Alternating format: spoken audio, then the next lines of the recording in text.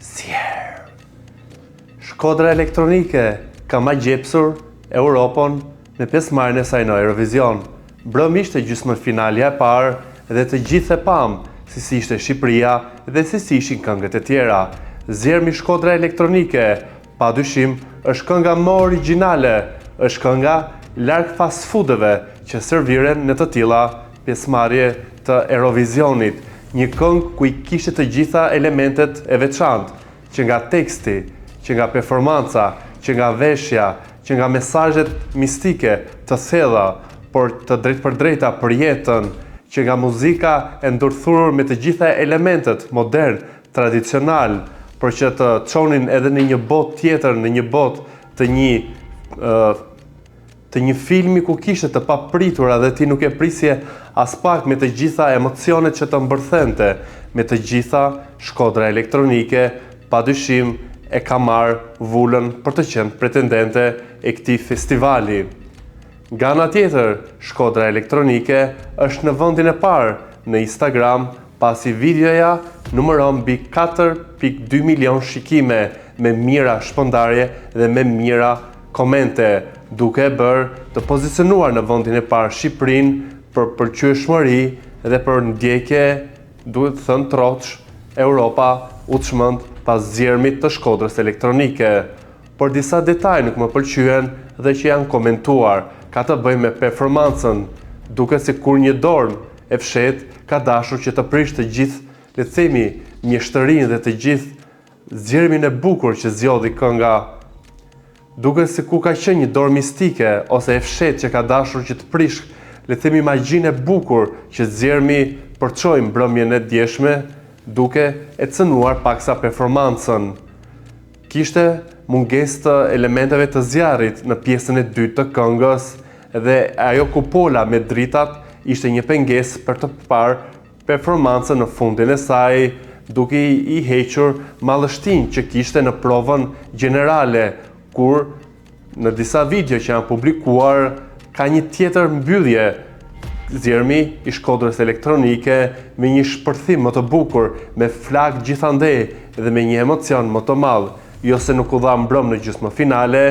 por kjo pengesë, me sa duket, diçka ka shkuar në dorën e dikujt që nuk do që Shqipëria të shkojnë në finale apo edhe që të shpallet fitues, ose e gjitha është një gabim teknik që do të rregullohet në finale dhe e gjithë performanca do të shikohet e plot. Ndoshta ky është edhe një lloj avantazhi për Shqipërinë, pasi shtetet e tjera e kanë plotësuar performancën siç e kanë bërë në provën gjenerale dhe në finale nuk do të ketë një kurëshje për të parë se si do të jetë, por për Shkodrën elektronike do të jetë pasi performanca nuk u mbyll, siç ishte në provën gjenerale dhe siç ishte realizuar dhe ideuar. Ky është një plus për ta ndjekur ende më shumë Shqipërinë tonë në finalen e 17 majit që të mbahet të shtunën në Basel të Zvicrës. Nga ana tjetër, zgjermi ka pushtuar jo vetëm zemrat e Europës, por edhe sondazhet, duke e radhitur ndër pretendentet për të fituar këtë festival. Jemi në pozicionin e tretë për të qenë ne fituesit e këtij viti, në një kohë ku gara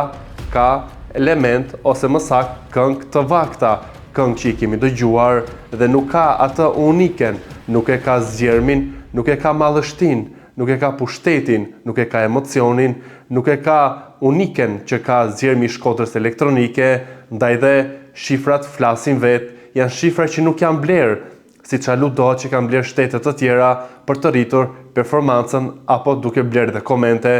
kurse Shkodra elektronike gjithçka i ka bio, çdo koment, çdo shikim, çdo mbështetje dhe në çdo sondazh ne jemi bio dhe vetëm bio, me rezultate reale, me rezultate që pa diskutim e bëjnë Shqipërinë këtë vit përfaqësimin më të mirë në festivalin Europian të këngës. Nga ana tjetër, Shqiponja sërish tërbon Serbinë, pasi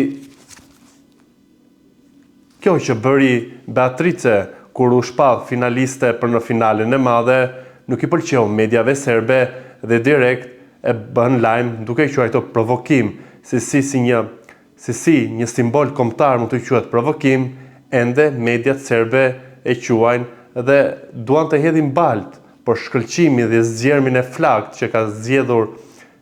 për shkëlqimin dhe zgjermin e flakt që ka përçuar Shqipëria, askush nuk e ndal drejt finales së madhe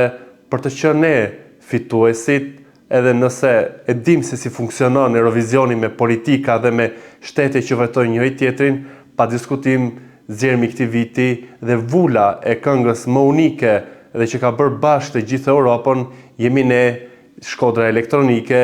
dhe padyshim unë pres, nëse nuk do t'jemi fatkeqësisht fitues për shkak të gjeopolitikës, duhet t'jemi pa diskutim në vendin e dytë ose në vendin e tretë, pasi Zgjerm është kënga më unike, më e kompletuar, më me traditë, më me taban, më larg klisheve, larg fast foodit, e pastër, e fortë, e zjarrt dhe vetëm Zgjerm.